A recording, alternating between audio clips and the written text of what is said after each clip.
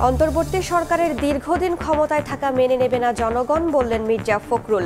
সংবিধান পরিবর্তন হবে কিনা সিদ্ধান্ত নেবে পার্লামেন্ট। নির্বাচিত সরকার না আসা পর্যন্ত ফ্যাসিস্টের দোসরদের প্রতিহতে দল মত ভুলে ঐক্যবদ্ধ থাকতে হবে, গড়তে হবে সন্ত্রাস ও দুর্নীতিমুক্ত দেশ। রংপুরে সার্জিস আলম। বিশেষ আইনে বিদ্যুৎ ও জ্বালানি খাতে অরাজকতার অভিযোগ, পর্যালোচনায় জাতীয় কমিটির বৈঠক। মন্ত্রণালয় ও পিডিবিকে 1 সপ্তাহের মধ্যে তথ্য দেওয়ার নির্দেশ।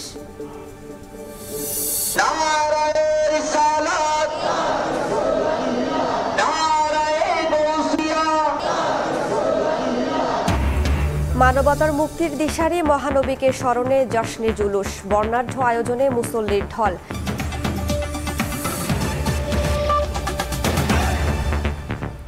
প্রবাসের সময় সঙ্গে আছি আমি রাইসা জান্নাত।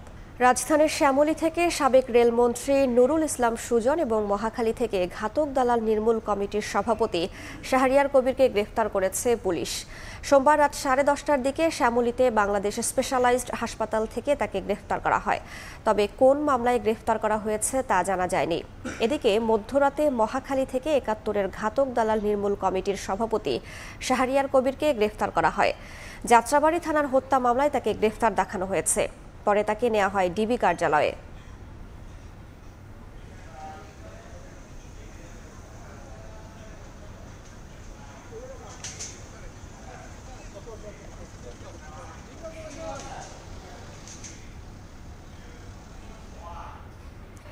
এই মুহূর্তে মিন্টো রোডে ডিবি কার্যালয়ে আছেন সহকর্মী আতাউর কাউসার। সরাসরি চলে যাচ্ছে তার কাছে। ময়মনসিংহের ধোবাউড়া সীমান্ত দিয়ে ভারতে যাওয়ার সময় সেখানকার জনগণের হাতে আটক হয়েছিলেন শ্যামল দত্ত এবং সাংবাদিক মোজাম্মেল বাবু। তাদের দুজনকে রাত 11টার কিছু আগে আনা হয়েছে ডিবি কার্যালয়ে। আমরা দেখেছিলাম সে সময় সেনাবাহিনীর প্রহরায় সেনাবাহিনীর সামনে এবং পেছনে সেনাবাহিনীর গাড়ি ছিল এবং ডিবির 2টি মাইক্রোবাসে যেগুলো সামনে ডিবি লেখা ছিল সেই গাড়িতে করেই তাদেরকে আনা হয়েছে এই মিন্টো রোড ডিবি কার্যালয়ে। এবং এর কিছু পরে আমরা জানতে পারি যে রাজধানীর বনানী থেকে ঘাতক দালাল নির্মূল কমিটির সভাপতি শাহরিয়ার কবিরকেও গ্রেফতার করেছে পুলিশ। যতটুকু আমরা এখনো পর্যন্ত জানতে পেরেছি, বনানী থানার পুলিশ তাকে গ্রেফতার করেছিলেন এবং তেজগাঁও থানায় একটি মামলা তার নামে রয়েছে। এবং একই সাথে আমরা জানতে পেরেছি যে যাত্রাবাড়ি থানার হত্যা মামলায়ও তাকে গ্রেফতার দেখানো হতে পারে। তো এই অবস্থায় এই মুহূর্তে তারা প্রত্যেকেই এই মিন্টো রোড ডিবি কার্যালয়ে আছেন। এবং আরেকটি বিষয় যে রাত 10:30টার কিছু পরে রাজধানীর শ্যামলীর স্পেশালাইজ হাসপাতাল থেকে গ্রেফতার করা হয়েছে সাবেক রেলমন্ত্রী নুরুল ইসলাম সুজনকে। এবং আমরা যতটুকু জানতে পেরেছি যাত্রাবাড়ি থানার হত্যা মামলায় তাকে গ্রেফতার দেখানো হয়েছে, কিন্তু তাকে রাখা হয়েছে রাজধানীর ডেমরা থানায়। এই মুহূর্তে তিনি ডেমরা থানাতেই আছেন। এবং আজ সারাদিনে এখন পর্যন্ত যাদেরকে গ্রেফতার করা হয়েছে প্রত্যেকের ক্ষেত্রেই বাধ্যবাধকতা রয়েছে 24 ঘন্টার মধ্যে তাদেরকে কোর্টে প্রেরণ করার বিষয়ে। তো সেক্ষেত্রে আগামীকাল তাদের প্রত্যেককেই কোর্টে প্রেরণ করা হবে এবং কোর্টে পাঠানো হলে আসলে আমরা আরো নিশ্চিতভাবে বলতে পারবো কাকে কোন মামলায় গ্রেফতার দেখানো হয়েছে। কারণ সাংবাদিক শ্যামল দত্ত এবং মোজাম্মেল বাবুকে আটক করা হয়েছে এতটুকু আমরা নিশ্চিত হয়েছি, কিন্তু তাদের কোন মামলায় গ্রেফতার করা হয়েছে সেটি কিন্তু আইনশৃঙ্খলা বাহিনী আমাদেরকে এখনো নিশ্চিত করেননি। আমরা যতটুকু জানি তাদের বিরুদ্ধে রাজধানীতে একাধিক মামলা রয়েছে এবং যে একটি কারণে ময়মনসিংহে তাদেরকে আটক করা হলেও ময়মনসিংহে তাদের বিরুদ্ধে কোনো মামলা না থাকায় কিন্তু আজ দুপুরে ঢাকা থেকে 16 জন সদস্য বিশিষ্ট একটি টিম সেই ময়মনসিংহে গিয়েছিলেন, যেখান থেকে তাদেরকে গ্রেফতার করে আটক করে আনা হয়েছে এবং তাদেরকে রাখা হয়েছে মিন্টো রোড ডিবি কার্যালয়ে, যাদেরকে নির্দিষ্ট একটি মামলায় গ্রেফতার দেখিয়ে আগামীকাল পাঠানো হবে কোর্টে। তো সেক্ষেত্রে তাদেরকে কোর্টে পাঠানোর পরে আমরা প্রত্যেকের বিষয়ে নিশ্চিত হতে পারবো আসলে কাদেরকে কোন মামলায় গ্রেফতার দেখানো হবে। তো যেটি বলছিলাম যে এদের অনেককেই মিন্টো রোড ডিবি কার্যালয়ে আনা হলেও সাবেক রেলমন্ত্রী নুরুল ইসলাম সুজনকে কিন্তু রাখা হয়েছে ডেমরা থানায়। তাকে রাজধানীর যাত্রাবাড়ি থানার একটি হত্যা মামলায় গ্রেফতার দেখানো হয়েছে এতটুকু আমরা নিশ্চিত হয়েছি, কিন্তু তাকে ডিবিতে আনা হয়নি, রাখা হয়েছে ডেমরা থানায়। তো রাজধানীর মিন্টো রোড ডিবি কার্যালয়ের সামনে থেকে সর্বশেষ তথ্য এই ছিল আমার কাছে। সরাসরি যুক্ত ছিলাম রাজধানীর মিন্টো রোডে। অন্তর্বর্তী সরকারের দীর্ঘদিনের জন্য ক্ষমতায় থাকা জনগণ মেনে নেবে না বলে মন্তব্য করেছেন বিএনপি মহাসচিব মির্জা ফখরুল ইসলাম আলমগীর। তিনি বলেন, জনগণের ভোটে নির্বাচিত সরকারই ঠিক করবে রাষ্ট্রের প্রয়োজনীয় সংস্কার। ঢাকা রিপোর্টার্স ইউনিটিতে এক আলোচনায় বিএনপি মহাসচিব বলেন, সংসদেই সিদ্ধান্ত হবে সংবিধান পরিবর্তন হবে কিনা। শপথ গ্রহণ করিতেছি যে নোবেলজয়ী অধ্যাপক ডক্টর মোহাম্মদ ইউনূসের নেতৃত্বে গঠিত অন্তর্বর্তীকালীন সরকারের মেয়াদ 1 মাস পূর্ণ হয় গত 8 সেপ্টেম্বর। এর মধ্যেই রাজনৈতিক অঙ্গনে আলোচনা চলছে নতুন নির্বাচন নিয়ে, যদিও অন্তর্বর্তী সরকারের পক্ষ থেকে এরই মধ্যে পরিষ্কার করা হয়েছে প্রয়োজনীয় সংস্কারের পরই নেওয়া হবে জাতীয় নির্বাচন দেওয়ার পদক্ষেপ। সংস্কার বিষয়ে সুনির্দিষ্ট অঙ্গীকার, সুনির্দিষ্ট কোনো ক্ষেত্রে সংশোধনী এনে তারপরেই আমরা নির্বাচনের কথা ভাবছি। সোমবার ঢাকা রিপোর্টার্স ইউনিটিতে জাতীয় সমাজতান্ত্রিক দল আয়োজিত আলোচনা সভায় অংশ নিয়ে বিএনপি মহাসচিব মির্জা ফখরুল ইসলাম বলেন, অনির্দিষ্টকাল অন্তর্বর্তী সরকারের ক্ষমতায় থাকা মেনে নেবে না দেশের জনগণ। এই সরকার যাদেরকে দায়িত্ব দিয়েছে তাদের মধ্যেই অনেকে যখন বলেন যে নতুন দল তৈরি করতে হবে, তখন বিস্মিত না হয়ে পড়া যায় না। এই এখতিয়ার ওনাকে কে দিয়েছে? ব্র্যাক ইনস্টিটিউট, আমি জানি না তারা কিভাবে জরিপটা করেছে। তারা বলেছে 80% লোক চায় যে যতদিন খুশি এই সরকার থাকুক। এটা আমি জানি না তারা এই কথাগুলো থেকে পেলো, কিভাবে পেলো, কিন্তু জনগণ এটা কোনোদিনই মেনে নেবে না। ভোটে নির্বাচিত সরকারই রাষ্ট্র সংস্কারের রূপরেখা ও পার্লামেন্টে সংবিধান সংশোধন ইস্যু নিয়ে সিদ্ধান্ত হবে বলে জানান মির্জা ফখরুল। নতুন করে লিখতে হবে নাকি একেবারেই বাতিল করে দিয়ে নতুন সংবিধান আনতে হবে, সেটা সেই পার্লামেন্টই সিদ্ধান্ত নেবে। এদিন জাতীয় অর্থোপেডিক হাসপাতালে বৈষম্য ও স্বৈরাচার বিরোধী আন্দোলনে গুলিবিদ্ধ ও আহত নেতাকর্মীদের সঙ্গে সাক্ষাৎ করেন বিএনপি মহাসচিব। আহতদের সুচিকিৎসা ও গণহত্যায় জড়িতদের বিচারের দাবিও জানান মির্জা ফখরুল। যারা এই হত্যাকাণ্ডের সঙ্গে জড়িত, গণহত্যার সঙ্গে জড়িত, তাদেরকে আইনের আওতায় নিয়ে এসে দৃষ্টান্তমূলক সাজা প্রদানের জন্য। মার্জিয়া মুমু, সময় সংবাদ, ঢাকা। শহীদ হয়েছে। নির্বাচিত সরকার না আসা পর্যন্ত দল মত নির্বিশেষে সবাইকে ঐক্যবদ্ধ হয়ে ফ্যাসিস্টের দোসরদের প্রতিহত করতে হবে। গড়তে হবে দুর্নীতি, চাঁদাবাজ ও সন্ত্রাসমুক্ত দেশ। রংপুর টাউন হল মাঠে মতবিনিময় সভায় এ আহ্বান জানিয়েছেন বৈষম্য বিরোধী ছাত্র আন্দোলনের সমন্বয়ক সার্জিস আলম। এদিকে রাজশাহীতে মতবিনিময় সভায় সমন্বয়ক মাহিন সরকার বলেছেন, বৈষম্য বিরোধী ছাত্র আন্দোলনে বিভক্তির অপচেষ্টা চলছে। শিক্ষার্থীদের বিভ্রান্ত না হওয়ার আহ্বান জানান তিনি।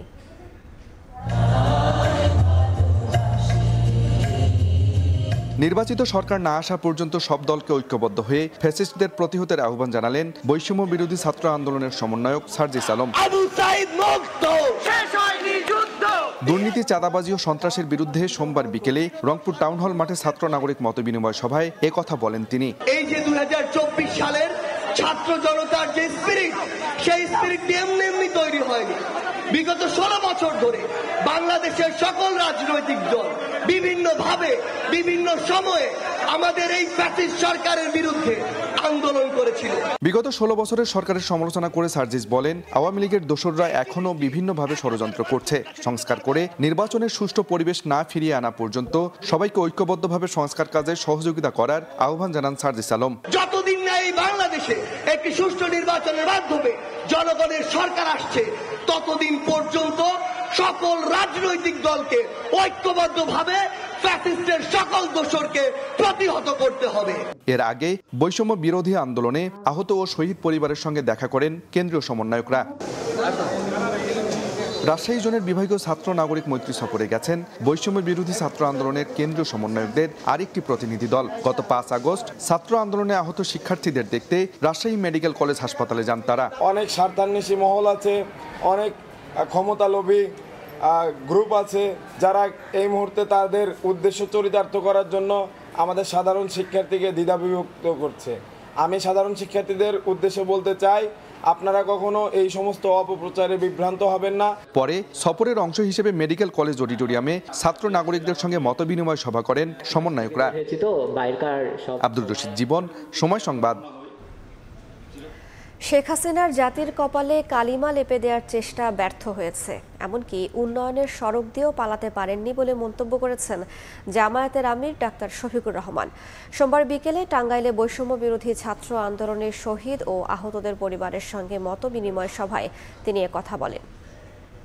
শেখ হাসিনাকে ধন্যবাদ, তিনি যেটাকে কালিমা হিসেবে জাতির কপালে লিপে দিতে চেয়েছিলেন, জাতি এখন তার দিকে সেইটাকে ফিরিয়ে দিয়েছে। এমন রাজনীতি করলে বললেন যে উন্নয়নের রাজপথে দেশকে উঠিয়ে দিয়েছে। দিয়েছেন, বললেন যে বাংলাদেশ হচ্ছে সারা বিশ্বে উন্নয়নের রোল মডেল। এমন মডেল বানালেন আর এমন রাজপথ তৈরি করলেন, গাড়িটা রাজপথ দিয়ে চালাই আপনি যেতে পারবেন না।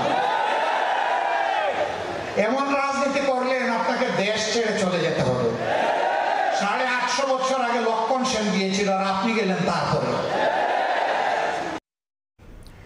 জাতীয় পার্টিকে নির্বাচনে অংশ নেওয়া সহ অনেক কিছুই করতে বাধ্য করেছে আওয়ামী লীগ সরকার, এমন মন্তব্য করেছেন দলটির চেয়ারম্যান জিএম কাদের। সোমবার বিকেলে বনানী কার্যালয়ে ঈদে মিলাদুন্নবীর দোয়া মাহফিল ও আলোচনা সভায় কথা বলেন তিনি। বড় বড় রাজনৈতিক শক্তিগুলি 90-এর পর থেকে প্রতিটি দলই আমাদের উপর অত্যাচার, নিপীড়ন, নির্যাতন করছে এবং পরবর্তীকালে আমরা আবার এই নির্যাতিত হওয়ার পরেও বিভিন্নভাবে আমরা চেষ্টা করেছি জনগণের পক্ষে দাঁড়িয়ে কাজ করার, তারপরে আমাদেরকে বিভিন্নভাবে দোষারোপ করা হচ্ছে, অপবাদ দেওয়ার চেষ্টা করা হচ্ছে। একটা কথা মনে রাখবেন যে আমরা সবসময় আপনাদের পাশে ছিলাম, সবসময় পাশে থাকবো। হয়তো কোনো কারণে যদি কোনো কিছু ভুল হয়ে থাকে সেটা আমাদের অনিচ্ছাকৃত ভুল, এবং আমাদের উপরে যে জুলুম নির্যাতন করাচ্ছে এটাও আপনারা খেয়াল করবেন। বিশেষ ক্ষমতা আইনে চুক্তিবদ্ধ বিদ্যুৎ কেন্দ্রগুলোর বিস্তারিত তথ্য চেয়েছে জাতীয় কমিটি। মন্ত্রণালয় ও পিডিবিকে 1 সপ্তাহের মধ্যে তথ্য সরবরাহের নির্দেশ দেওয়া হয়েছে। সোমবার বিকেলে চুক্তি পর্যালোচনায় গঠিত জাতীয় কমিটির প্রথম বৈঠকে এ সিদ্ধান্ত হয়।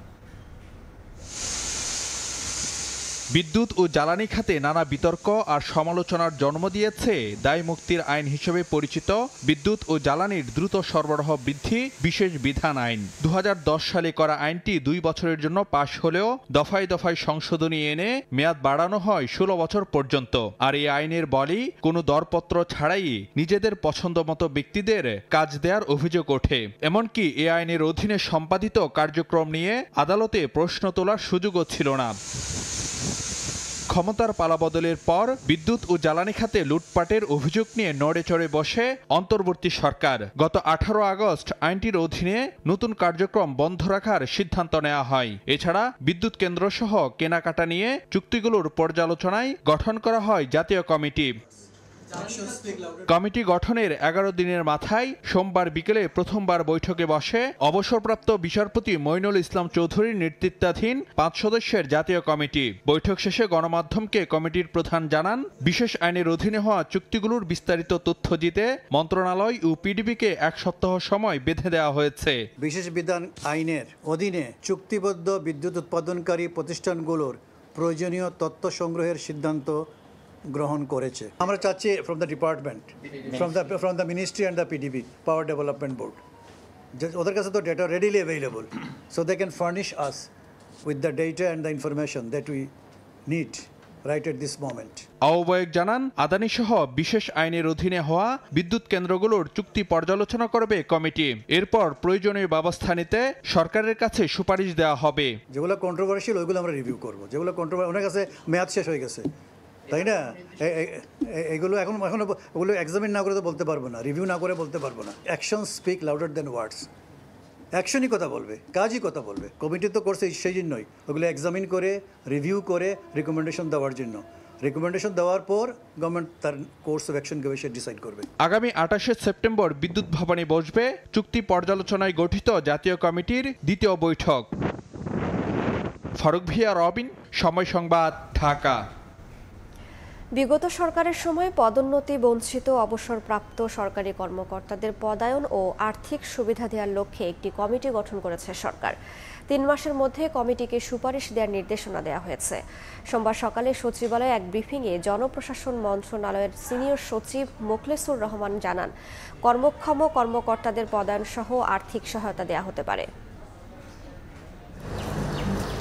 বিদায়ী আওয়ামী লীগ সরকারের রোষানলে পড়ে বাধ্যতামূলক অবসর, পদোন্নতি বঞ্চিত হয়ে অবসরে যাওয়া কিংবা সিনিয়র হয়েও জুনিয়রদের অধীনে বাধ্য হয়ে চাকরি জীবন পার করেছেন এমন সরকারি কর্মকর্তার সংখ্যা অনেক। অন্তর্বর্তীকালীন সরকারের কাছে পুনরায় বিভিন্ন ক্ষেত্রে পদায়ন এবং পদ ও পদোন্নতি অনুসারে প্রাপ্ত সরকারি আর্থিক সুযোগ দাবি করেছেন এমন 2500 কর্মকর্তা।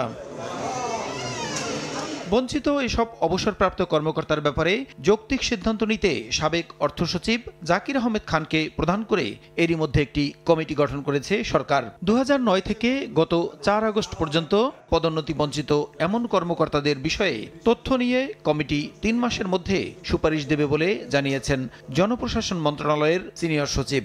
কমিটির সাথে আরও 4 জন কর্মকর্তাকে দেওয়া হয়েছে, তারা অতিরিক্ত সচিব লেভেলের 4 মন্ত্রণালয়ের। একটা হলো জনপ্রশাসন মন্ত্রণালয়, একটা ক্যাবিনেট ডিভিশন, আরেকটা হলো অর্থ মন্ত্রণালয়, আরেকটা হলো আইন মন্ত্রণালয়। 2009 সাল থেকে 4 আগস্ট 2024 এই পিরিয়ডের মধ্যে যারা বঞ্চিত হয়েছেন নানানভাবে ইত্যাদি, তাদের বিষয়গুলি কেস টু কেস বিবেচনা করে সরকারকে সুপারিশ করবে কাকে কোন জায়গায় নেওয়া যায়। গোয়েন্দা তথ্য এবং তাদের কর্মজীবন পর্যালোচনার ভিত্তিতে কর্মক্ষম অবসরপ্রাপ্ত কর্মকর্তাদের নানা ক্ষেত্রে পদায়ন ও আর্থিক সুবিধা দেওয়া হতে পারে বলেও জানান তিনি। নিয়মিত চাকরিতে থাকলে এই পদে যেতে পারতাম, এতদিন এই পদে আমি ফাইন্যান্সিয়াল বেনিফিট পেতাম। আমি পেনশনে চলে গেছি, পেনশনের সময় পিআরএলে আমার যে অ্যামাউন্টটা এটা বেড়ে যেত। এই কমিটি যেভাবে সুপারিশ করবে ওইভাবেই পাবে। 2,500-এর মধ্যে আমিও একজন, তা আমাকে তো যে কোনো কারণে নিয়ে আসছে। সরকার যদি মনে করে কাউকে ফিট থাকে, সব দিক দিয়ে ঠিক আছে, এনএসআই রিপোর্ট ঠিক আছে, তাহলে তাদেরকে আমার মনে হয় সরকার কাজে লাগাবে।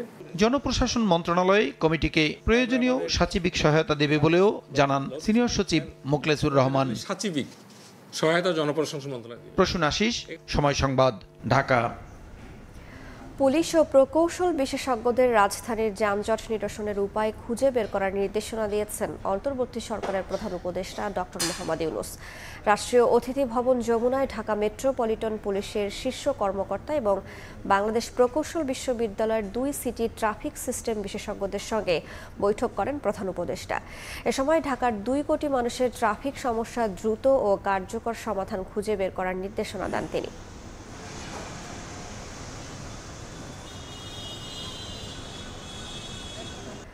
লাখো নবী প্রেমীর অংশগ্রহণে চট্টগ্রামে হয়ে গেল জশ্নে জুলুসের বর্ণাঢ্য র্যালি। বিশ্বনবীর পৃথিবীতে আগমন উপলক্ষে আঞ্জুমানে রহমানিয়া আহমদিয়া সুন্নিয়া ট্রাস্টের 52তম আয়োজনে জনসমুদ্রে পরিণত হয়। বৈষম্যহীন নতুন দেশ গড়ার পাশাপাশি যুদ্ধমুক্ত বিশ্ব গড়তে রাসূলের আদর্শ অনুসরণের আহ্বান জানান ইসলামী চিন্তাবিদরা। আশরাফুল আলম মামুনের ক্যামেরায় শফিকুল আলমের প্রতিবেদন।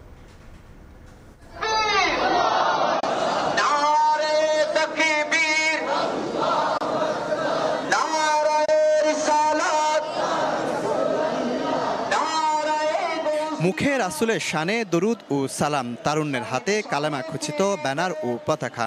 নতুন বাংলাদেশের সড়ক আর অলিগলিতে নতুন প্রজন্মের কণ্ঠে একই আওয়াজ, একই সুর।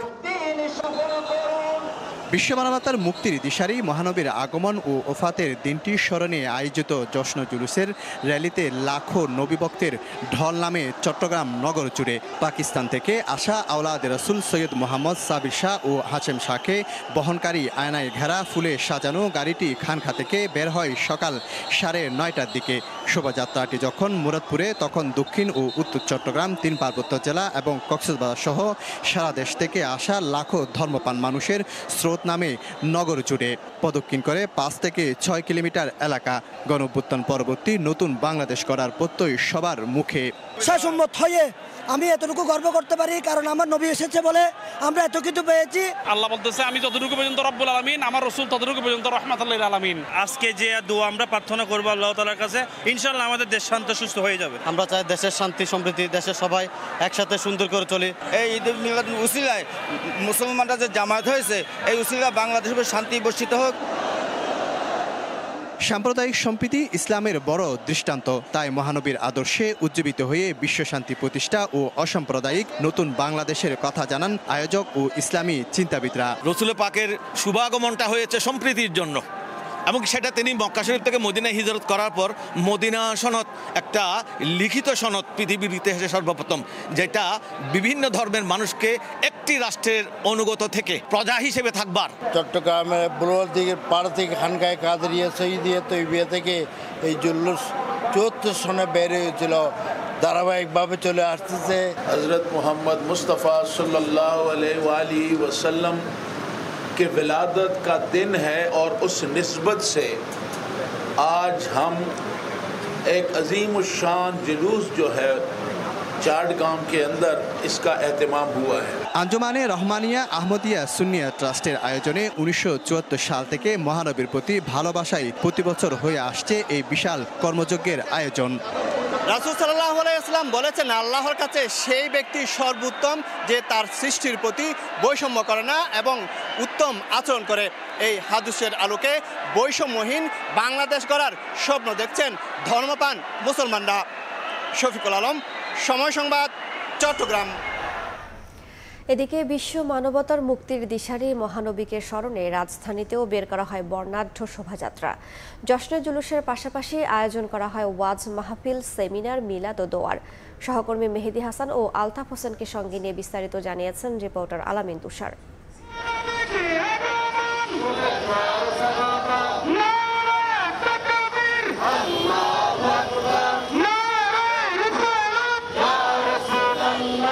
কেউ পায়ে হেঁটে, কেউ মোটর সাইকেলে, আবার কেউ ট্রাক কিংবা পিকআপে। ঐতিহ্যবাহী জশ্নে জুলুসে অংশ নিলেন বিভিন্ন শ্রেণী পেশার নানা বয়সী মানুষ। সর্বকালের সর্বশ্রেষ্ঠ মহামানব হযরত মুহাম্মদ সাল্লাল্লাহু আলাইহি ওয়াসাল্লামের পৃথিবীতে আগমনের দিনের খুশিতে দিনটিকে ঘিরে প্রতি বছরের মতো এবারও রাজধানীর মোহাম্মদপুর, রমনা, গ্যান্ডারিয়া সহ বিভিন্ন স্থানে ছিল বর্ণাঢ্য আয়োজন। যে মহানবীকে সৃষ্টি না করলে মহান আল্লাহ তাআলা এই জগতের কিছুই সৃষ্টি করতেন না, সেই রহমত ও শান্তির নবীর উসিলায় যেন সমগ্র পৃথিবীতে শান্তি বিরাজ করে, এমনটাই প্রত্যাশা জুলুসে অংশগ্রহণকারীদের। বলছিলেন, নবীর প্রেমে সিক্ত হয়ে নিজের জীবনে এক অন্যরকম প্রশান্তি খুঁজে পান তারা। সমস্ত কিছু আনন্দিত, এই জন্য আমরা আজকে জুলুসে আপনি আগমন করেছি। শুকরিয়া আদায়ের জন্য আমরা আজকে আনন্দ মিছিল জশ্নে জুলুস বের করেছি। দয়ার নবী, মায়ের নবীর আগমন আজকে, এই দিনে আমরা জুলুস করব, আমরা সবাই আনন্দিত হব। বাংলাদেশ সহ প্রায় 152টি দেশে পবিত্র ঈদ মিলাদুন্নবী সাল্লাল্লাহু আলাইহি ওয়াসাল্লাম আমরা পালন করছি।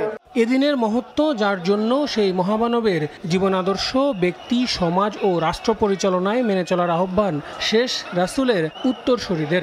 সঙ্গে সবার মতের গুরুত্ব দেওয়া এবং মতবিরোধ হলেই বিশৃঙ্খলা সৃষ্টির শিক্ষা ইসলাম দেয় না বলেও সবাইকে মনে করিয়ে দেন তারা। বৈষম্যহীন সমাজ এবং রাষ্ট্র ব্যবস্থার প্রতিষ্ঠার মাধ্যমে ওনার আগমন হয়েছিল।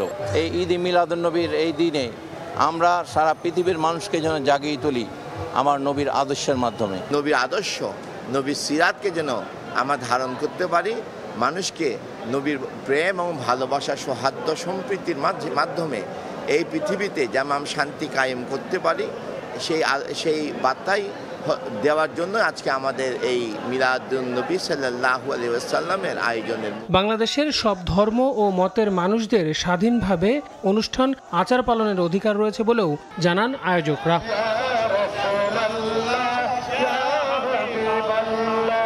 আল আমিন তুষার, সময় সংবাদ, ঢাকা।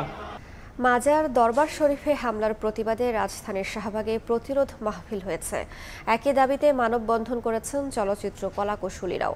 সোমবার বিকেলে শাহবাগে আধ্যাত্মিক স্বাধীনতার সপক্ষে ফানাফিল্লাহ ব্যানারে মিলাদ মাহফিল এবং প্রতিবাদ সমাবেশের আয়োজন করা হয়। মাজার দরবার শরীফের উপর হামলাকে বৈষম্য বিরোধী ছাত্র জনতার আন্দোলনের সঙ্গে বিশ্বাসঘাতকতা হিসেবে অভিহিত করেন বক্তারা। শান্তিপূর্ণ ধর্ম পালনকারীদের উপর ঘোষণা দিয়ে সহিংস হামলার প্রতিবাদ জানান তারা। এদিকে বিকেলে শাহবাগে মানববন্ধন ও প্রতিবাদ সমাবেশ করেন জাগ্রত জনশক্তির ব্যানারে চলচ্চিত্র সংশ্লিষ্টরা। উগ্রবাদীদের সন্ত্রাসী কর্মকাণ্ড বন্ধের আহ্বান জানিয়ে মাজার মন্দিরে হামলাকারীদের বিচারের দাবি জানান। আমরা যারা দেশের আপামর সাধারণ জনগণ রয়েছি, আমরা যারা অসাম্প্রদায়িক জনগণ রয়েছি, আমরা যারা ধর্মে সহাবস্থানে বিশ্বাস করি, আমরা সবসময় এর বিরুদ্ধে থাকব। আগস্ট গণঅভ্যুত্থানের বিরুদ্ধে ইতিহাসে প্রথম জাতীয় বেঈমানি হিসেবে এটা লেখা থাকবে। যারা করেছে তাদের শাস্তির আওতায় আনতে হবে এবং যারা এতে ইন্ধন দিচ্ছে, এর পেছনের মাস্টার মাইন্ড যারা, তাদেরকে খুঁজে বের করতে হবে। উগ্রবাদী কাজ, জঙ্গিবাদী কাজ, কারণ ইসলাম উগ্রবাদ, জঙ্গিবাদ, সন্ত্রাসী কর্মকাণ্ডকে ইসলাম সাপোর্ট করে না। গণ অভ্যুত্থানে আহতদের চিকিৎসায় সর্বোচ্চ গুরুত্ব দিচ্ছে অন্তর্বর্তী সরকার, এমনটি বলেছেন বিদ্যুৎ, জ্বালানি ও খনিজ সম্পদ উপদেষ্টা মোহাম্মদ ফাউজুল কবির খান। আন্দোলনে আহত ছাত্রদের দেখতে ও তাদের চিকিৎসার সর্বশেষ অবস্থার খোঁজ নিতে সোমবার বিকেলে রাজধানীর শেরেবাংলা নগরে জাতীয় পঙ্গু হাসপাতালে যান জ্বালানি উপদেষ্টা। এ সময় আহতদের পরিবারের সঙ্গেও কথা বলেন তিনি এবং উন্নত চিকিৎসার জন্য দায়িত্বরতদের নির্দেশ দেন। এনাদেরকে দেখভাল করা, শহীদ পরিবারদেরকে দেখভাল করা, এটাই হচ্ছে বর্তমান সরকারের সবচেয়ে বড় অগ্রাধিকার। মাননীয় প্রধান উপদেষ্টার নেতৃত্বে একটা ফাউন্ডেশন গঠন করা হয়েছে। যতদিন লাগে যে সরকারি হোক না কেন তাদের যে সহায়তা করা, এটা করা হবে। ওনারা যখন চিকিৎসাটা শেষ হয়ে যখন বেরোবে তাদের পুনর্বাসনের দায়িত্ব এই সরকারের। আপনাকে বললাম যে ওনাদেরকে স্বাভাবিক জীবনে ফিরিয়ে নেওয়া পর্যন্ত এটা আমাদের সরকারের প্রথম একদম শীর্ষ অগ্রাধিকার। সরকারের পক্ষ থেকে ডিমের দাম 11 টাকা 87 পয়সা বেঁধে দিলেও প্রভাব নেই বাজারে, বিক্রি হচ্ছে আগের বাড়তি দরেই। এদিকে বেঁধে দেয়া দামে সোনালী মুরগি বিক্রি হলেও বেশিতে কিনতে হচ্ছে ব্রয়লার। প্রাণী সম্পদ অধিদপ্তরের দাম নির্ধারণকে অযৌক্তিক মনে করছেন প্রান্তিক খামারিরা। মুরগির বাজার স্থিতিশীল রাখতে গত মার্চে 1 কেজি ব্রয়লারের খুচরা মূল্য 175 টাকা 30 পয়সা নির্ধারণ করে দেয় তৎকালীন সরকারের কৃষি বিপণন অধিদপ্তর। একই সঙ্গে প্রতি কেজি সোনালীর দাম 262 টাকা আর প্রতিটি ডিমের যৌক্তিক মূল্য 12 টাকা নির্ধারণ করে দেয় সংস্থাটি। 6 মাস পরে এসে ডিম মুরগির দাম আবার নির্ধারণ করল নতুন অন্তর্বর্তী সরকার। এবার প্রতি কেজি ব্রয়লারের খুচরা মূল্য নির্ধারণ করে দিল 179 টাকা 59 পয়সা। সোনালী মুরগির দাম 269 টাকা 64 পয়সা আর প্রতিটি ডিমের দাম 12 টাকা থেকে কমিয়ে 11 টাকা 87 পয়সা নির্ধারণ করে দিল প্রাণী সম্পদ অধিদপ্তর। রোববার দাম নির্ধারণের পর সোমবার সকালে রাজধানীর কারওয়ান বাজারে গিয়ে দেখা যায় নির্ধারিত দামের চেয়ে বেশি টাকা দিয়ে ব্রয়লার ও ডিম কিনতে হচ্ছে ভোক্তাকে। ব্রয়লার হলো 185 থেকে 90 টাকা, গত সপ্তাহ ছিল আপনার 170 টাকা 75 টাকা। ওখান থেকে আমি 5 টাকা লাভ করে বিক্রি করি, ওখান থেকে যদি না আসে তাহলে আমরা এখানে কিভাবে বিক্রি করব? ডিমের হালি আগে ছিল 150 টাকা, এখন আরো বাড়ছে। আশা করছিলাম দাম কমবো তত্ত্বাবধায়ক সরকার আসাতে, তো সেই তুলনায় দাম দেখতেছি আরো বাড়তেছে। প্রান্তিক খামারিদের সংগঠন বিপিএ বলছে এমন অযৌক্তিক দাম নির্ধারণের কারণে বাজার আরো অস্থিতিশীল হয়ে উঠতে পারে। একই সঙ্গে সংগঠনটির প্রশ্ন, 168 টাকা 91 পয়সায় যে ব্রয়লার বিক্রি করবেন খামারি, তা কয়েক হাত বদল হয়ে কিভাবে 179 টাকা 59 পয়সায় বিক্রি করবেন খুচরা বিক্রেতা? বাজারে এটা মূল্য নির্ধারণ কাজে আসবে না, এটা বাজারকে আরো অস্থির করে তুলবে, এটা বাজারের সাথে সামঞ্জস্য নয়। যদিও রোববার দেয়া প্রাণী সম্পদ অধিদপ্তরের বিজ্ঞপ্তিতে বলা হয় কৃষি বিপণন অধিদপ্তর, প্রাণী সম্পদ অধিদপ্তর এবং পোল্ট্রি সংশ্লিষ্ট বিভিন্ন সংগঠন ও প্রতিষ্ঠানের নেতাদের সমন্বয়ে গঠিত জয়েন্ট ওয়ার্কিং গ্রুপের মতামতের ভিত্তিতে ডিম ও মাংসের যৌক্তিক দাম নির্ধারণ করা হয়েছে।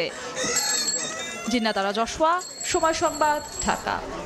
আন্দোলনরত চিকিৎসকদের দাবির মুখে সরানো হলো কলকাতা পুলিশ কমিশনারকে। এছাড়াও রাজ্যের শীর্ষ 2 স্বাস্থ্য কর্মকর্তাকেও বদলি করা হচ্ছে। চিকিৎসকদের সঙ্গে ম্যারাথন বৈঠক শেষে মমতা বন্দ্যোপাধ্যায় বলেন এবার আন্দোলনকারীরা কাজে যোগ দেবেন। আরজিকর হাসপাতালে এক নারী চিকিৎসককে ধর্ষণ ও খুনের ঘটনায় রাজ্য জুড়ে লাগাতার আন্দোলন চলছে। 37 দিন ধরে তুমুল আন্দোলনে জেরবার মমতা প্রশাসন। সুব্রত আচার্যের রিপোর্ট, ছবি তুলেছেন বিশ্বজিৎ দাস। প্রবল চাপের মুখে শেষ পর্যন্ত আন্দোলনরত জুনিয়র চিকিৎসকদের দাবি মেনে কলকাতার পুলিশ কমিশনার বিনীত কুমার গোয়েলকে সরানোর সিদ্ধান্ত নিয়েছেন পশ্চিমবঙ্গের মুখ্যমন্ত্রী মমতা বন্দ্যোপাধ্যায়। বদলি করা হচ্ছে রাজ্যের স্বাস্থ্য অধিকর্তা ও স্বাস্থ্য শিক্ষা অধিকর্তাকেও। এছাড়াও কলকাতা পুলিশে ঢালাও রদবদল আনার ঘোষণাও দেন মমতা। সোমবার রাত 12টায় সংবাদ সম্মেলনে মমতা বন্দ্যোপাধ্যায় বলেন জুনিয়র চিকিৎসকদের 5টি দাবির মধ্যে 4টি দাবি মেনে নিয়েছেন তিনি। রোগীদের কথা বিবেচনা করে চিকিৎসকরা এখন কাজে যোগ দেবেন, এমনটাও আশা তার। এর আগে সন্ধ্যা 6টায় 42 জন জুনিয়র চিকিৎসকদের একটি প্রতিনিধি দল মুখ্যমন্ত্রীর বাসভবন কালীঘাটে পৌঁছান। সন্ধ্যা 6টা থেকে রাত 11:30 পর্যন্ত বৈঠক হয়। আন্দোলনকারীরা জানিয়েছেন আলোচনা ইতিবাচক হয়েছে, তবে সব দাবি মানা হয়নি। কলকাতার পুলিশ কমিশনার আনুষ্ঠানিকভাবে পদত্যাগ করার পরই তারা পরবর্তী সিদ্ধান্ত নেবেন। গেল মঙ্গলবার থেকে 5 দফা দাবিতে রাজ্যের স্বাস্থ্য অধিদপ্তরের সামনে অবস্থান ধর্মঘটে বসেছেন জুনিয়র চিকিৎসকরা। সেই আন্দোলনের মধ্যে 2 দফায় মুখ্যমন্ত্রী মমতা বন্দ্যোপাধ্যায়ের সঙ্গে বৈঠক হওয়ার কথা থাকলেও লাইভ স্ট্রিমিং ইস্যুতে মতবিরোধের জেরে বৈঠক শেষ মুহূর্তে ভেস্তে যায়। তবে সোমবার সেই প্রত্যাশিত বৈঠক অনুষ্ঠিত হয়। এদিকে আন্দোলনরত চিকিৎসকরা ধর্ষণ ও হত্যার শিকার ভুক্তভোগীর স্মরণে বিনামূল্যে চিকিৎসা সেবা দিচ্ছেন। অন্যদিকে জুনিয়র চিকিৎসকরা যখন আন্দোলনে পথে রয়েছেন, ঠিক তখনই রাজ্যের শাসক দলের পক্ষ থেকে বিচারের দাবিতে পথে নামেন একদল বুদ্ধিজীবী। এদিন সল্টলেকের করুণাময়ী বাসস্ট্যান্ডের সামনে পথসভা থেকেই বিচারের দাবি তোলা হয়।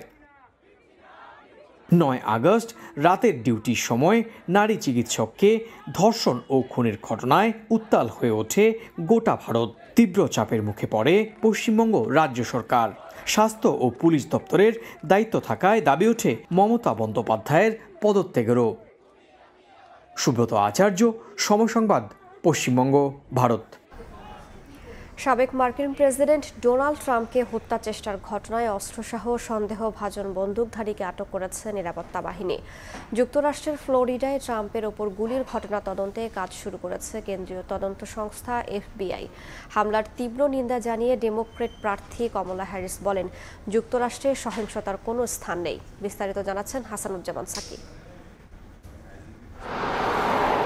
ঘটনাস্থল ফ্লোরিডার ওয়েস্ট পাম বিচ। রোববার সাপ্তাহিক ছুটির দিনে দুপুরে নিজ গলফ ক্লাবে খেলছিলেন ডোনাল্ড ট্রাম্প। এ সময় সাবেক প্রেসিডেন্টের নিরাপত্তায় নিয়োজিত সিক্রেট সার্ভিসের সদস্যরা খেয়াল করেন গলফ ক্লাবের সীমানা প্রাচীরের বেড়া দিয়ে এক ব্যক্তি বন্দুকের নল ঢোকাচ্ছেন। সঙ্গে সঙ্গে তাকে লক্ষ্য করে গুলি চালায় সিক্রেট সার্ভিস। মুহূর্তেই পুরো গলফ ক্লাব জুড়ে আতঙ্ক ছড়িয়ে পড়ে। ট্রাম্পকে ঘিরে রাখেন নিরাপত্তা রক্ষীরা। সঙ্গে সঙ্গে সন্দেহভাজন বন্দুকধারীকে ধরতে পিছনে সিক্রেট সার্ভিস, কিন্তু ততক্ষণে চম্পট দেয় ওই বন্দুকধারী। ঘটনার পর পুরো এলাকা বন্ধ করে রাখে আইন শৃঙ্খলা রক্ষাকারী বাহিনী। পরে ট্রাম্পকে নিরাপদ স্থানে সরিয়ে নেওয়া হয়। আসন্ন প্রেসিডেন্ট নির্বাচনে রিপাবলিকান প্রার্থী ডোনাল্ড ট্রাম্প সুস্থ আছেন বলে জানিয়েছে তার প্রচারণা শিবির। এদিকে ফ্লোরিডার মার্টিন কাউন্টি শেরিফের দপ্তর জানিয়েছে মহাসড়ক ইন্টারস্টেট 95-এ তারা একটি গাড়ি থামিয়ে সন্দেহভাজন একজনকে আটক করেছে। তাদের ধারণা গুলি বর্ষণের ঘটনায় এই ব্যক্তি জড়িত থাকতে পারেন। অন্যদিকে ট্রাম্পকে হত্যা চেষ্টা করা হয়েছে বলে ধারণা করছে মার্কিন গোয়েন্দা সংস্থা FBI। এরই মধ্যে তদন্ত শুরুর কথা জানিয়েছে সংস্থাটি। ঘটনার পর হোয়াইট হাউস জানিয়েছে প্রেসিডেন্ট জো বাইডেন এবং ভাইস প্রেসিডেন্ট কমলা হ্যারিস দুজনকেই ঘটনা সম্পর্কে জানানো হয়েছে। ট্রাম্প নিরাপদ আছেন বলে তারা স্বস্তি প্রকাশ করেছেন। যুক্তরাষ্ট্রে সহিংসতার কোনো স্থান নেই বলে মন্তব্য করেছেন আগামী নির্বাচনে ডেমোক্র্যাট প্রেসিডেন্ট প্রার্থী কমলা। 2 মাস আগে পেনসিলভেনিয়া অঙ্গরাজ্যে ট্রাম্পকে হত্যার চেষ্টা করা হয়। এ সময় একটি গুলি তার ডান দিকের কান ছুঁয়ে যায়। ওই ঘটনায় ট্রাম্প সামান্য আহত হন এবং অনেকটা অলৌকিকভাবে প্রাণে বেঁচে যান। এরপর থেকে ট্রাম্পের নিরাপত্তা জোরদার করা হয়েছে। খোলা জায়গায় জনসভার সময় তিনি এখন বুলেট প্রুফ কাচের পেছন থেকে ভাষণ দেন। হাসানুজ্জামান সাকি, সময় সংবাদ, যুক্তরাষ্ট্র। চীনের সাংহাইয়ে গত 7 দশকের মধ্যে সবচেয়ে শক্তিশালী টাইফুন বেবিনকা আঘাত এনেছে। টাইফুন ইয়াগির প্রভাব কাটিয়ে উঠতে না উঠতেই নতুন এই ঝড়ের আঘাতে লণ্ডভণ্ড বিভিন্ন অঞ্চল। বন্ধ ঘোষণা করা হয়েছে সাংহাইয়ের বেশিরভাগ অফিস আদালত। সরিয়ে নেওয়া হয়েছে 4 লাখ বাসিন্দাকে।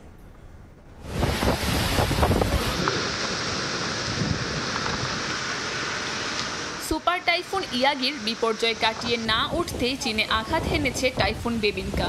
গেল 7 দশকের মধ্যে সাংহাইয়ে সরাসরি আঘাত হানা সবচেয়ে শক্তিশালী টাইফুন এটি।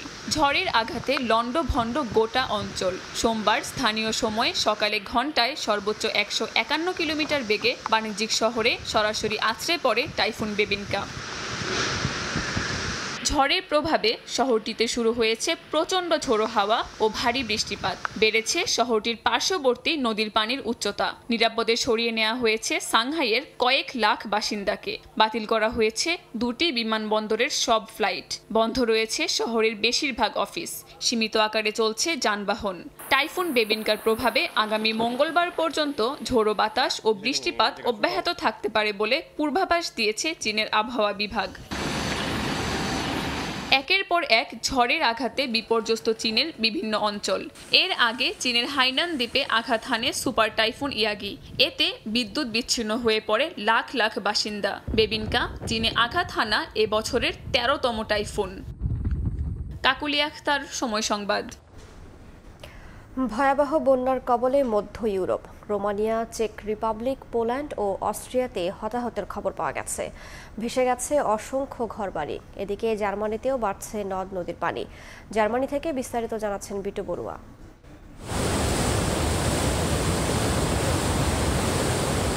স্মরণকালের ভয়াবহ বন্যার মুখোমুখি পূর্ব ও মধ্য ইউরোপের বেশ কয়েকটি দেশ। আকস্মিক এই বন্যায় পানির কবল থেকে রক্ষা পায়নি সাধারণ মানুষ, গবাদি পশু ও ফসলি জমি। এরই মধ্যে রোমানিয়া, পোল্যান্ড, অস্ট্রিয়া ও চেক রিপাবলিকে হতাহতের ঘটনা ঘটেছে।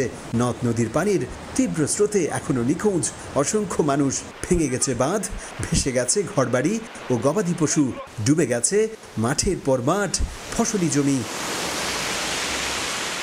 দিনভর ভারী বৃষ্টিতে বন্যার পানি বেড়ে যাওয়ার কারণে প্লাবিত এলাকাগুলোকে দুর্যোগপূর্ণ ঘোষণা করেছে দেশগুলোর সরকার। দুর্গত এলাকার বাসিন্দাদের উদ্ধার ও লোকালয়ে নদীর পানি ঠেকাতে কাজ করছে দুর্যোগ ব্যবস্থাপনা সংস্থা, সেনাবাহিনী ও উদ্ধারকর্মীরা। স্থানীয় বাসিন্দাদের সরিয়ে নেওয়া হচ্ছে নিরাপদ স্থানে। বিপর্যস্ত যোগাযোগ ব্যবস্থাও। এদিকে পানি বেড়েছে জার্মানির নদ নদীতেও। বিশেষ করে বায়ার্ন অঙ্গরাজ্যে অতিবৃষ্টির কারণে বাসা বাড়িতে পানি ঢুকে পড়েছে বলে জানায় অঙ্গরাজ্যটির বন্যা পূর্বাভাস অধিদপ্তর। অন্যদিকে জাকসেন অঙ্গরাজ্যের এলবে নদীর পানি বিপদসীমার কাছাকাছি প্রবাহিত হওয়ায় স্থানীয়দের 2 নম্বর সতর্কতা সংকেত দেখিয়ে যেতে বলা হয়েছে। জার্মানির আবহাওয়া অধিদপ্তর DWD এর পূর্বাভাস বলছে আগামী কয়েকদিন টানা বৃষ্টিপাতের সম্ভাবনা রয়েছে। এতে দেশটিতে আরও একটা ভয়াবহ বন্যার আশঙ্কাকে উড়িয়ে দিচ্ছেন না আবহাওয়াবিদরা। জার্মানি থেকে বিটু বড়ুয়া, সময় সংবাদ।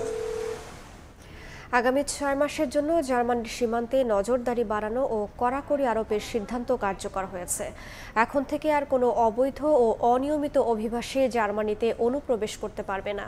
দেশটির স্বরাষ্ট্র মন্ত্রণালয়ের এমন সিদ্ধান্তে মিশ্র প্রতিক্রিয়া জানিয়েছেন স্থানীয় সহ প্রবাসীরা। জার্মানি থেকে বিটু বড়িয়ার আরও একটি রিপোর্ট। সাম্প্রতিক বছরগুলোতে রাজনৈতিক, মানবিক ও ধর্মীয় কারণে নানা সময়ে আশ্রিত আরব বংশোদ্ভূত অভিবাসী কর্তৃক স্থানীয়দের একের পর এক হত্যাকাণ্ড ও ইসলামের নামে সন্ত্রাসী কর্মকাণ্ডে জড়ানোর ইস্যুতে উত্তাল জার্মানি। অভিবাসীদের দেশটিতে আশ্রয় দেয়া কিংবা না দেয়া এবং যে কোনো কারণে আশ্রয় লাভে ব্যর্থদের নিজ দেশে ফেরত পাঠানো নিয়ে শুরু হয় দেশটির নানা মহলে ব্যাপক আলোচনা ও সমালোচনা।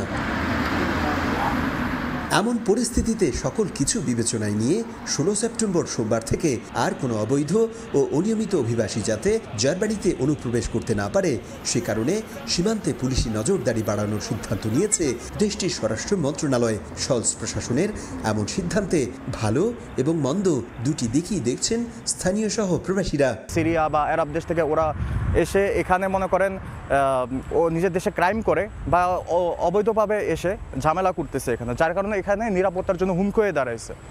সো আমি মনে করি যে এখন যে জার্মান সরকার ডিসিশনটা নিয়েছে সেটা হচ্ছে ভালো সিদ্ধান্ত নিয়েছে। জার্মান সরকার যে সিদ্ধান্ত নিয়েছে এটা কিছু কিছু ক্ষেত্রে ভালো, আবার কিছু ক্ষেত্রে বেশি কড়াকড়ি মনে হচ্ছে আমার মতে। কারণ অনেকের ক্রিমিনাল রেকর্ডস নেই, তারা এখানে আসতে চাচ্ছে। সেই ক্ষেত্রে সীমান্তে যে কড়াকড়িটা করা হয়েছে সেই ক্ষেত্রে অনেক ভালো মানুষও দেখা যাচ্ছে এখানে ঢুকতে পারছে না। জার্মানি দেখা দেখি অন্যান্য বর্ডারে এরকম কড়াকড়ি আরোপ করবে, এতে করে যারা অরিজিনালি আশ্রয় প্রার্থী, যাদের অরিজিনাল সমস্যা আছে, তারা ভুক্তভোগী হবে। জার্মান স্বরাষ্ট্রমন্ত্রী নেন্সি ফ্রেজারের সীমান্তে কড়াকড়ির সিদ্ধান্তকে মেনে নিতে নারাজ প্রতিবেশী Poland, France, Denmark, Austria, Netherlands ও গ্রিস। সীমান্তে পুলিশি চেক বা নজরদারির মাধ্যমে মালামাল পরিবহন সহ প্রচলিত সেনজেন নীতি ক্ষতির মুখে পড়বে বলে মত দেশগুলোর। এদিকে জার্মানির সীমান্ত থেকে ফেরত পাঠানো আশ্রয় প্রত্যাশী অভিবাসীদের ভাগ্যে কি থাকবে, একই সঙ্গে কোন দেশে তারা আশ্রয় নেবে তা নিয়ে চিন্তিত ইউর মানবিক সংস্থাগুলো।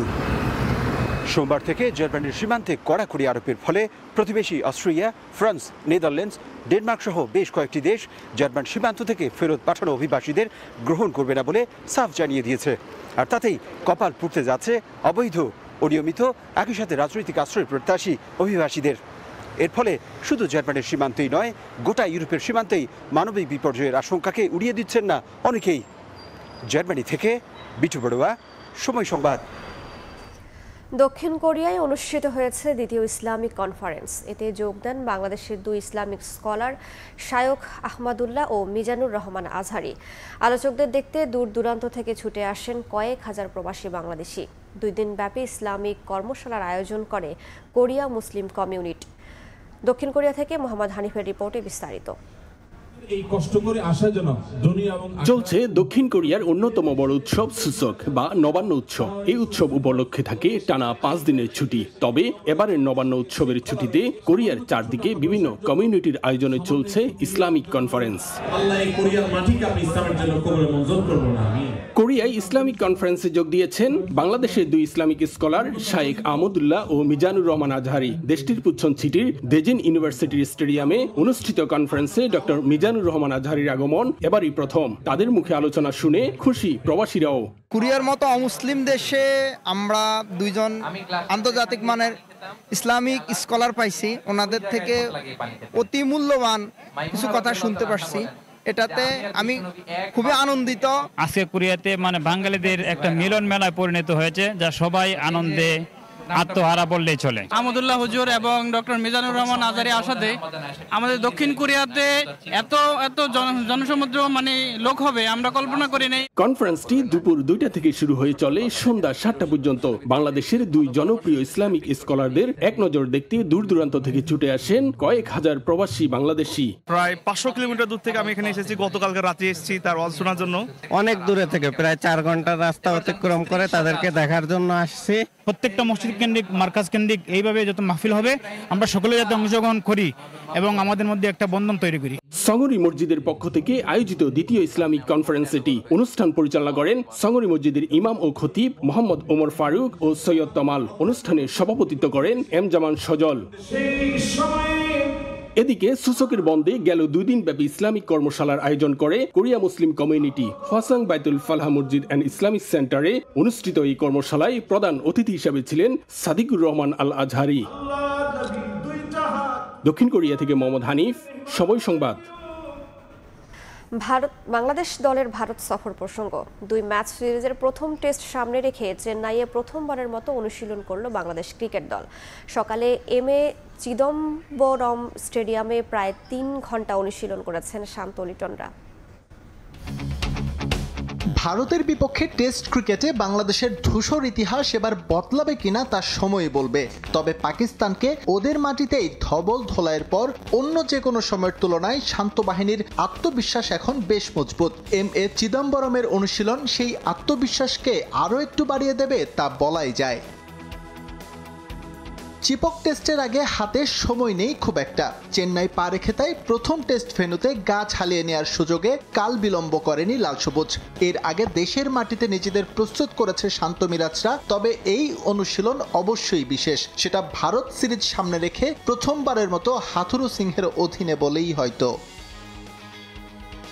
বাংলাদেশের সাম্প্রতিক ফর্মে ভারতের মনে ভয় ঢুকেছে এটা বলা হয়তো অন্যায় হবে। তবে তারা যে ব্যাপক সাবধানী তার আঁচ পাওয়া যায় পূর্ণ শক্তির টেস্ট স্কোয়াড দেখেই। বিশ্বমানের এই দলের বিপক্ষে স্মরণীয় কিছু করতে ব্যাটারদের দায়িত্ব অনেক। চিপকের প্র্যাকটিস পিচে সেটা বুঝেই অনুশীলন করে গেছেন শান্ত সাদমানরা।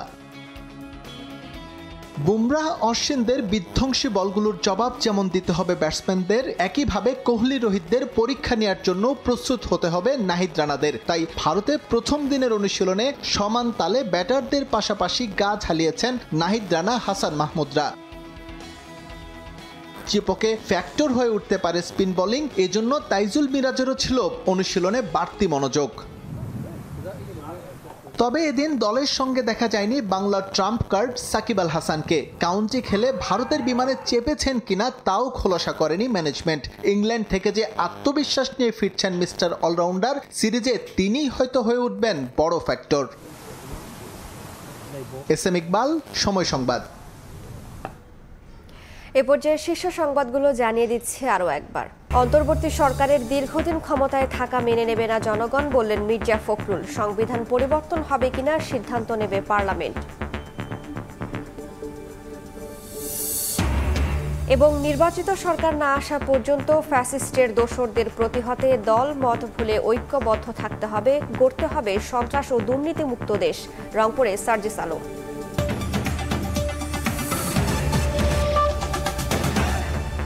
এই ছিল প্রবাসের সময়, সঙ্গেই থাকুন সময়।